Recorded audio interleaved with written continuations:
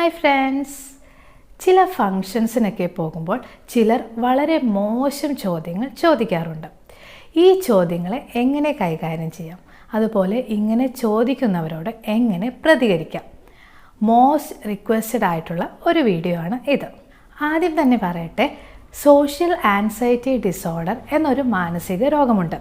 ഇതുള്ള ആളുകൾക്ക് public places പൊതുവെ ഒരു പേടി സ്വപ്നമായിരിക്കും.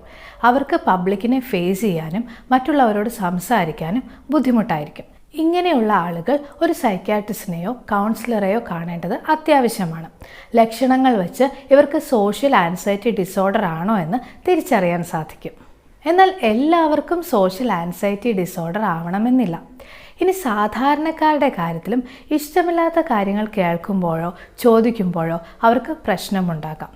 ഇത് എങ്ങനെ നേരിടാനാകും? ഇതെല്ലാം നേരിടാൻ നമ്മുടെ തന്നെ സോഷ്യൽ സ്കിൽസ് നേരത്തെ തന്നെ ബ്രഷ് അപ്പ് ചെയ്തെടുക്കാൻ സാധിക്കും. ഇനി എന്തുകൊണ്ട് ആളുകൾ നെഗറ്റീവ് കാര്യങ്ങൾ ചോദിക്കുന്നു എന്ന് നോക്കാം. പഠനങ്ങൾ അനുസരിച്ച് ഒരു വ്യക്തി നെഗറ്റീവ് കാര്യങ്ങൾ ചോദിക്കുമ്പോൾ അയാൾക്ക് ആത്മാഭിമാനവും താൻ ആ ഗ്രൂപ്പിൽ ഉൾപ്പെടുന്നു എന്ന തോന്നലും ഉണ്ടാകുന്നു. ഇതുവഴി കേൾക്കുന്ന ആളുകൾക്ക് നെഗറ്റീവ് ഇഫക്റ്റും ഇത് ചോദിക്കുന്ന ആളുകൾക്ക് പോസിറ്റീവ് ഇഫക്റ്റുമാണ് ഉള്ളത്. ഇനി നെഗറ്റീവ് ക്വസ്റ്റ്യൻസ് നേരിടാൻ ഓരോ വഴികളുണ്ട്. ഇതിൽ നിന്ന് ഏത് വഴി തിരഞ്ഞെടുക്കണമെന്ന് നിങ്ങൾക്ക് തീരുമാനിക്കാം. First one, humour sense. ഏത് ഗ്രൂപ്പിലും ഹ്യൂമർ സെൻസ് വഴി ഷൈൻ ചെയ്യാം. അതുപോലെ നെഗറ്റീവ് ക്വസ്റ്റ്യൻസ് ഹ്യൂമർ സെൻസ് കൊണ്ട് നേരിടാം. എന്ത് ചോദിച്ചാലും തമാശയായി കാണാം, അല്ലെങ്കിൽ പറയുന്ന കാര്യങ്ങളിൽ നിന്ന് തന്നെ തമാശ കണ്ടെത്തി തിരിച്ച് പറയാം. എന്ത് തന്നെ ആയാലും ആ സമയത്തെ മൂഡ് ശരിയാക്കാൻ ഹ്യൂമർ സെൻസ് മതി. സെക്കൻഡ് വൺ, രണ്ട് വ്യക്തികൾ പരസ്പരം കുറേ നാൾ സംസാരിക്കാതിരുന്നിട്ട് സംസാരിക്കുമ്പോഴാണ് അധികവും നെഗറ്റീവ് ക്വസ്റ്റ്യൻസ് കടന്നു വരുന്നത്. ആ സമയത്ത് നിങ്ങൾ പറയുന്നതിനെ പറ്റിയാണ് ഞാനും ചിന്തിക്കുന്നത് എന്ന് പറഞ്ഞ് ഒഴിവാകാൻ ശ്രമിക്കുക. Third one, silence. ഇവിടെ എംപതി യൂസ് ചെയ്യാം. എല്ലാവർക്കും ഒരേ ബിഹേവിയർ അല്ല എന്ന് മനസ്സിലാക്കുക. നമ്മുടെ കാര്യങ്ങൾ വേറൊരു വ്യൂ പോയിന്റിൽ കൂടി നോക്കി കാണുമ്പോഴാണ് നെഗറ്റീവ് ക്വസ്റ്റ്യൻസ് വരുന്നത്. ഇവിടെ നിശബ്ദതയാണ് വേണ്ടത്. എപ്പോഴും സംസാരിക്കേണ്ട ആവശ്യമില്ല. അപ്പോൾ ബോഡി ലാംഗ്വേജസ് ആ രീതിയിൽ മാറ്റുക.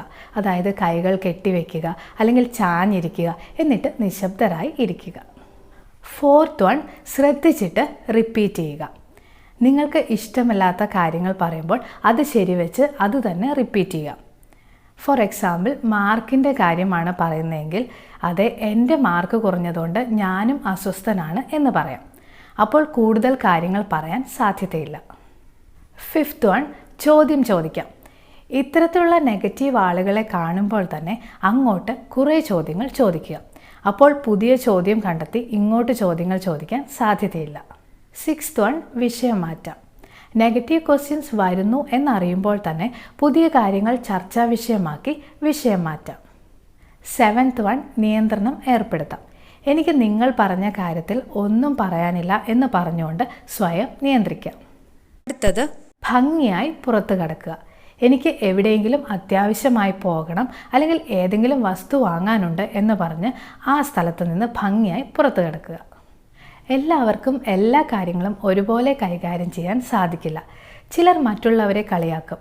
എന്നാൽ ആരെങ്കിലും തിരിച്ച് കളിയാക്കിയാൽ ഇവർ അസ്വസ്ഥരാകും. അങ്ങനെയുള്ളവരെ മനസ്സിലാക്കുക.